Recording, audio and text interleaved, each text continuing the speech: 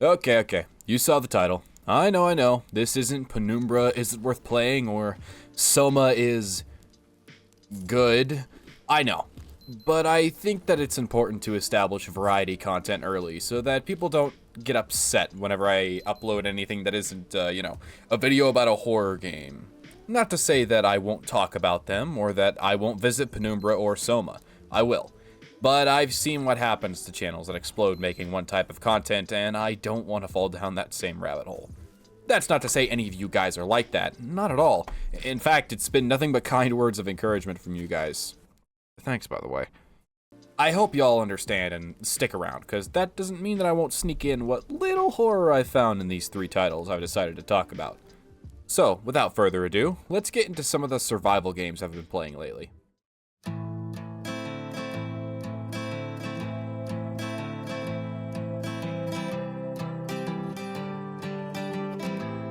Starting off strong, huh? And this one has to be one of my favorites. So, I'm not going to go into review mode. I just want to talk about what these games do, their strengths, weaknesses, problems, and... Okay, I guess this sounds like a review, but it isn't, I'm telling you. The Long Dark is what I would consider a simple survival game. I'm not donning it with this title because it isn't complex.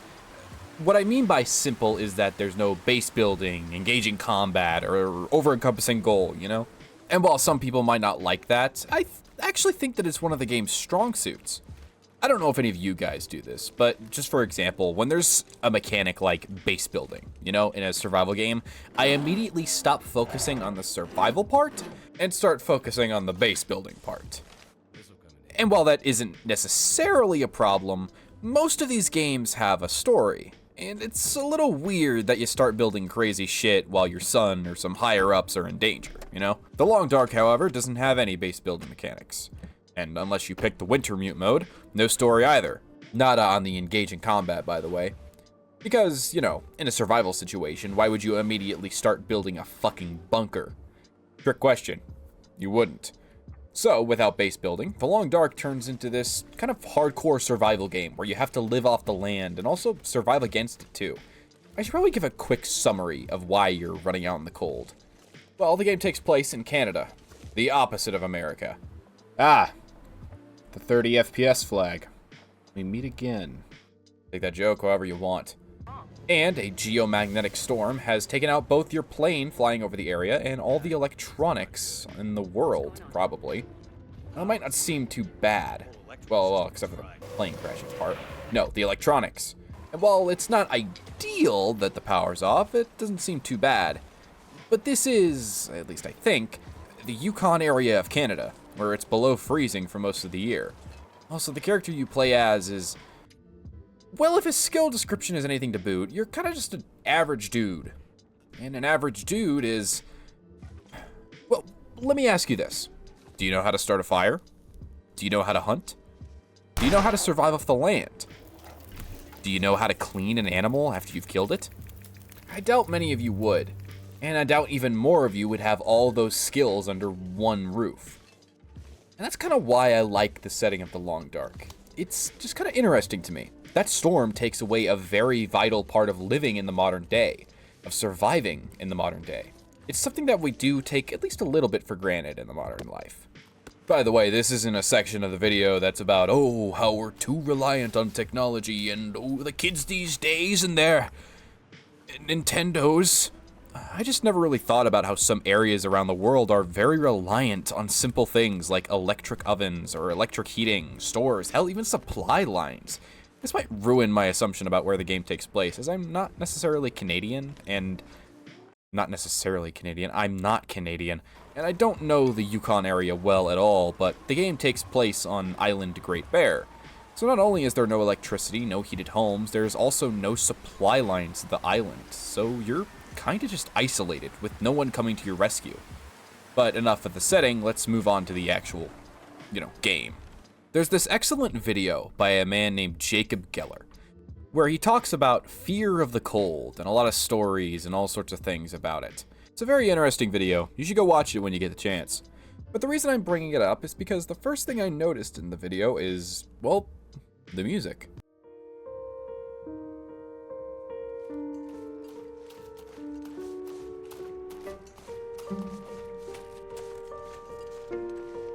This piece is called The Pass, and maybe I'm just a sucker for violin, but god damn does this music go hard.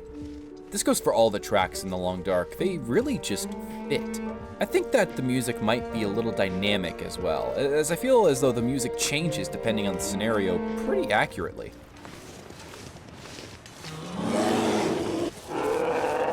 Fuck.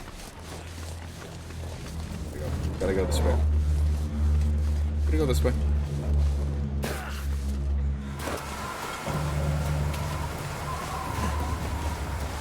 This is a very dire scenario, so I wonder if that music is playing because of that.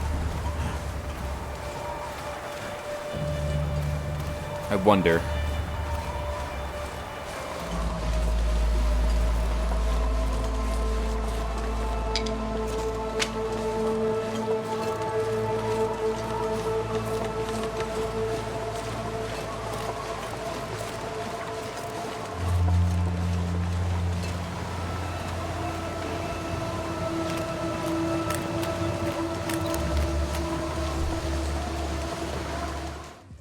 The music of the game is just so cool, and the sounds in this game are amazing as well. It definitely passes the campfire test.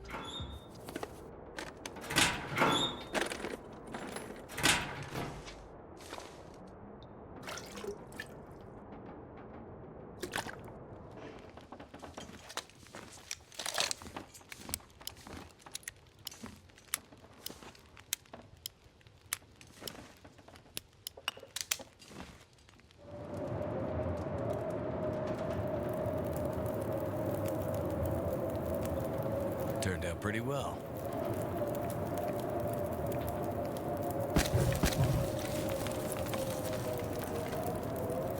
The visuals are really cool too. Everywhere I look, it's like I'm inside of a painting made by Bob Ross. It's just so cozy.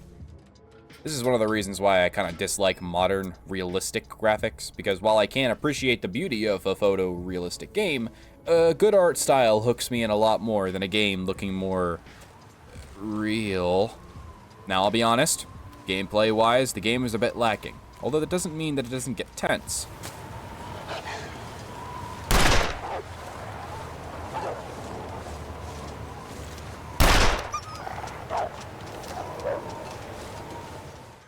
I only mean that to some people, it can be a bit boring. Here, let me show you what you'll probably be doing for a good chunk of The Long Dark.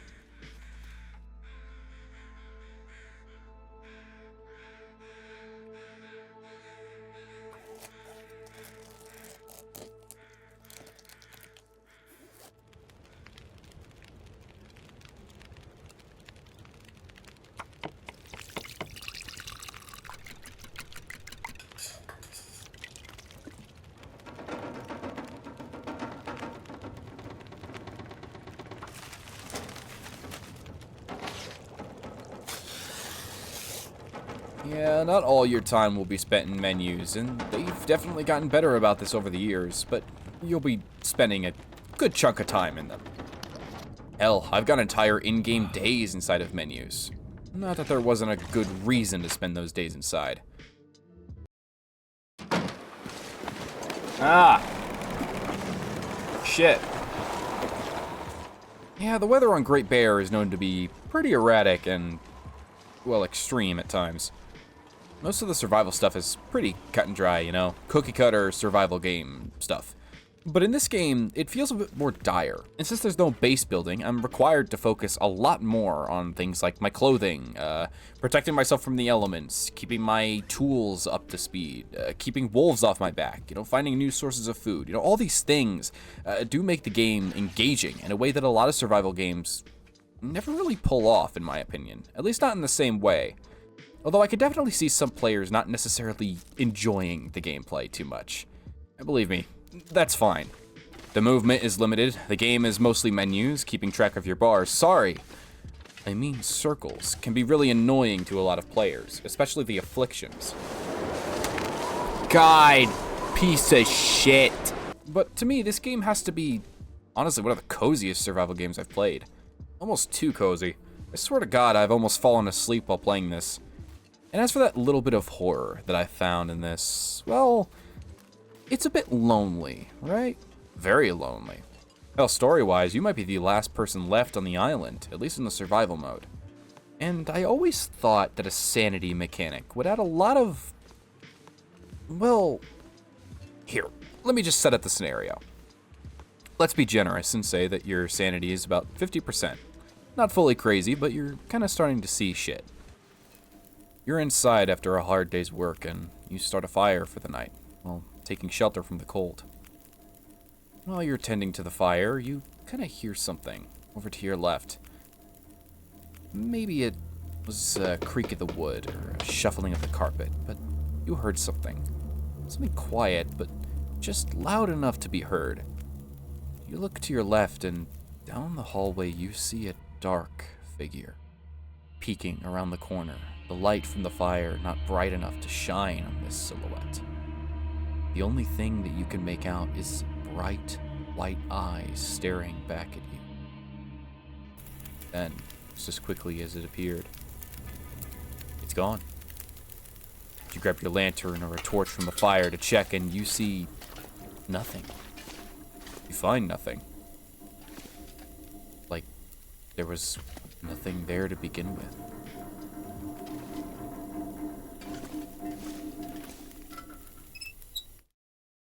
Now, I'm not a game developer, and I have no clue if sanity will be a good idea, let alone a good addition to the game. But I'll tell you something that creeps me out a lot. It's the idea of thinking you're alone, by yourself, and then suddenly you're hit with the realization that you never were alone to begin with. Just a little food for thought. What was that? What the fuck was that noise? Made that noise. A little screech. Was that the bunny? Bunnies don't make that noise. That was like a xenomorph noise. Now, I know that Sons of the Forest is the kind of game I was criticizing with the base building and whatnot, but I can't help myself. These games are fun. Woo! Let's get out of here! Especially with a friend. Wait, where was it? Oh, there he is. Bird. Oh, fuck. Wait, can I... Did you just kill the bird? Oh, I don't... Oh, I do see it, actually. Fuck. It flew right in my face. Oh! Stabbed it. Oh, hey, Kelvin. Hey, Kelvin. And most survival games do fall within a base building genre. Even my beloved Subnautica falls in this category, technically speaking. But Sons of the Forest is still a lot of fun, and has some neat new content that definitely improves the game a whole lot since release. What's up? It wasn't bad upon release, but I felt as though it was just the forest, but with less stuff in it. But like I said in the last segment, me and my friend immediately started building a cool fort, and then all of our survival needs just kind of went out the window. Water? Not that important. Food? Who needs to stockpile? Winter doesn't exist. Finding the people we were sent to find? Bitch, they can wait. We got a goddamn compound to build with spike walls, a lighting system, hell, solar panels? Look, this shit's gonna be renewable, you know. We support green energy here at the Cool Guy Fort. Hell, we even got a garage for all our vehicles. Oh. Yeah, the AI could be a little hit or miss. Same with the building, although that's a little less miss and a lot more hit. But that has to do with the way that the base building works. It lets you build wherever you want, and it's really fun to just build a base with your friends. And in my opinion, it's a little more engaging and provides more freedom than the last game did. But it's, you know, still a bit janky and hard to control in places. I feel that a lot of survival games are kind of the same, you know, mechanically speaking. Some are more similar than others, but the one thing that stands out is usually the settings of these survival games. And I think that more often than not, the selling point of the game is usually the setting. You know, you got, oh, it's a survival game, but it's underwater on an alien planet. Oh, it's a survival game, but you're in a Honey, I Shrunk the Kids scenario. oh, it's a survival game, but it's set in the Amazon jungle. You know what I mean? And while Sons of the Forest might not take place in a, unique setting, it's just a forest, I can't say that the game isn't beautiful at times. And the sound design's pretty good too. If you spent your childhood growing up in a forest, you might feel a little bit nostalgic.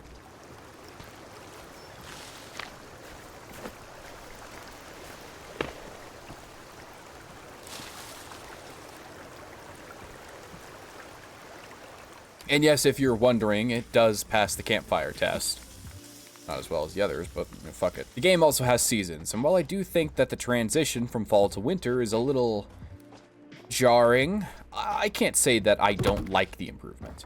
Maybe this is just because I played a lot of Don't Starve back in the day, but I always thought that a survival game just wasn't complete without seasons, I enjoyed having something to prepare for, and winter seemed like one of those things. Although, in this game, it didn't really change too much other than our berry bushes dying. Not that we were necessarily taking care of them anyway. Who needs berries when I can make a hearty helping of Greg?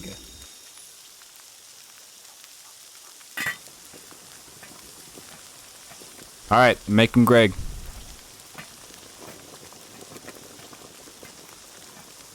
This is gonna be great. If I had to criticize something about the game, it is the AI.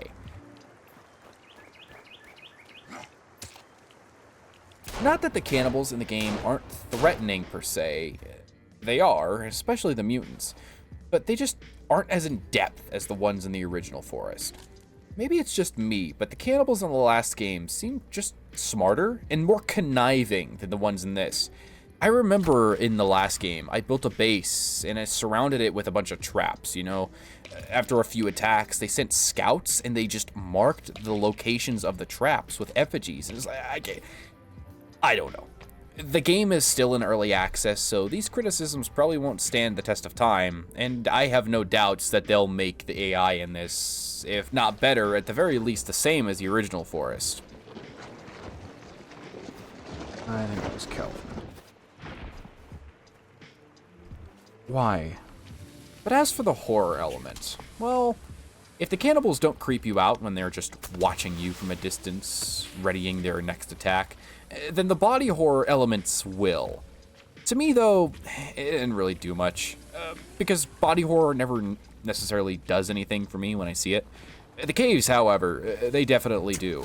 They have such a tense atmosphere to them, and the lighter only lighting up a limited amount of the caves really terrifies me whenever one of these, big fucking ribbler things run out of the dark all while you hear its breathing getting closer and louder.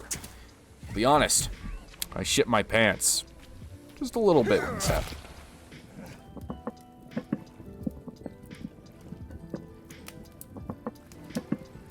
Now I know what you're thinking. But please, try to ignore that thought. When I was first writing this video, I was going to talk about the survival game spectrum and the issues of each type of survival game, On one side, you have the survival-focused survival game, all focused on the survival elements with not as much focused on the rest. The base-building survival game, somewhere in between, mostly focusing on base building, although there's still some survival there to, make it fit in the genre. And then the Minecraft clone. And I think that the last one's name says all I thought about this game when I first saw it. And, well, I'm sorry. Because this game is better than Minecraft in my opinion. Now I know that some people will see the pixel graphics and the blocks and the survival game stuff and just say no. Minecraft clone, me no like. And I understand. I too was dumb and stupid, like you. This game is very fun, and is more focused on survival than any of the other games in this list. Specifically like a primitive technology kind of way. For starters, let me say what I don't like about Minecraft. Now to be clear, I do still like Minecraft. It's easily my actual favorite chill game. I play it whenever I, just want to relax. But a problem I tend to have with it is how easy the game can be at times. Just to give an example, progression. On a new world of Minecraft, the first day used to be very important, and this importance has been dulled over the years. Maybe it's just because the collective gamers have all gotten better at playing the game. And while that's probably true, there were also less options in the beginning, you know? I don't want to start sounding like an old man complaining about how good you youngins have it, but back in my day, you were lucky to get a house built on the first day, back in Alpha, let alone have access to iron and coal. And there was also this necessity of shelter, you know? Back in the day before you had beds, that just let you skip the danger. You just had to wait it out and hope that they didn't find you.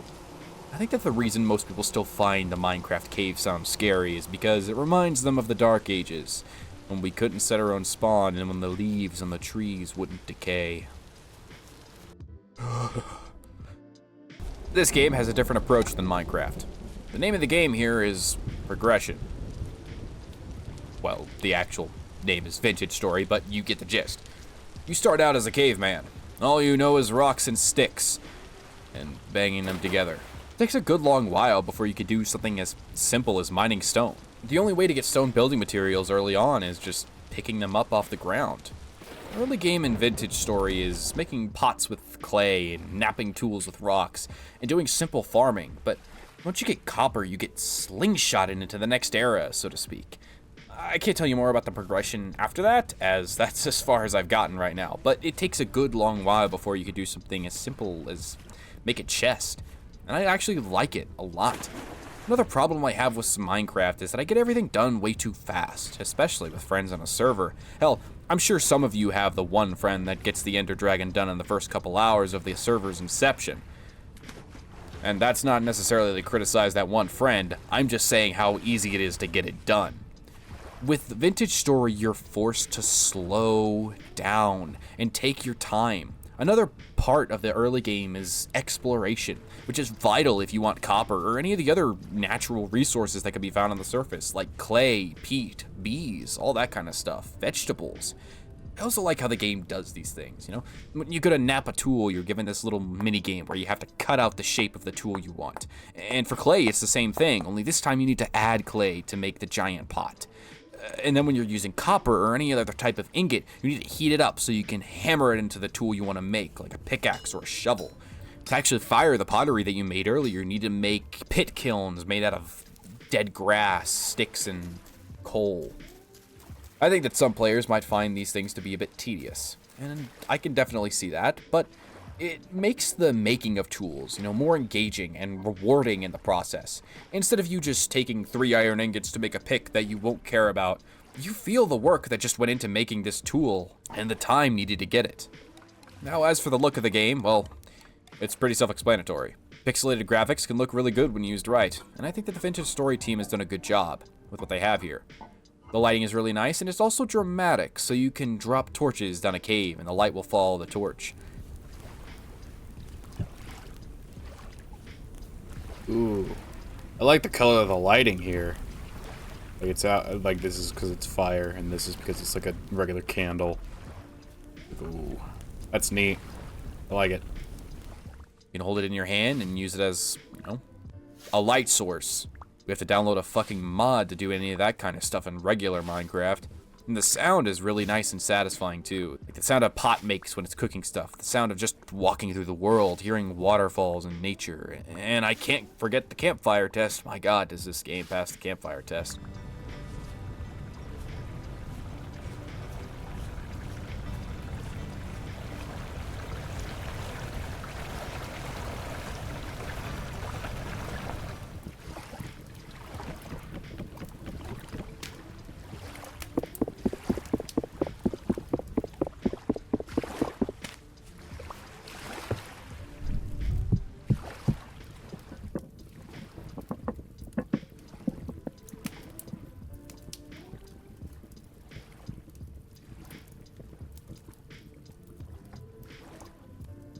And then we get to the horror aspect.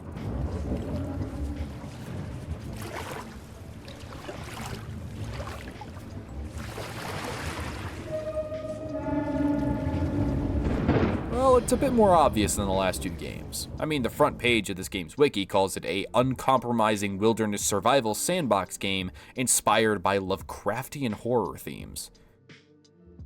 Okay. This is an ancient world that once had a large civilization that fell due to mysterious circumstances. Spooky stuff, right?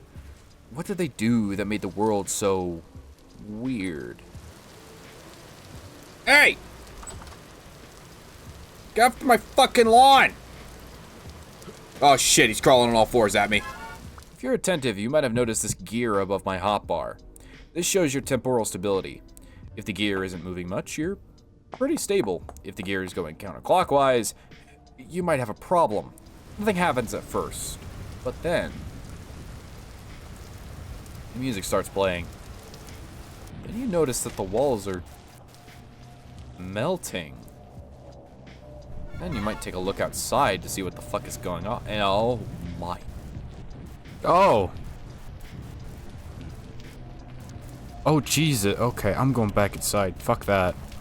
I didn't know anything about this when I first played this, and I settled in a not very stable area, so I went insane very quickly, and I was really caught off guard. I'm telling you, there's something unnatural about these block games, man. They give me bigger creeps than most horror games nowadays. While survival games these days do tend to be very similar, I do still love the cozy feeling that these games give me.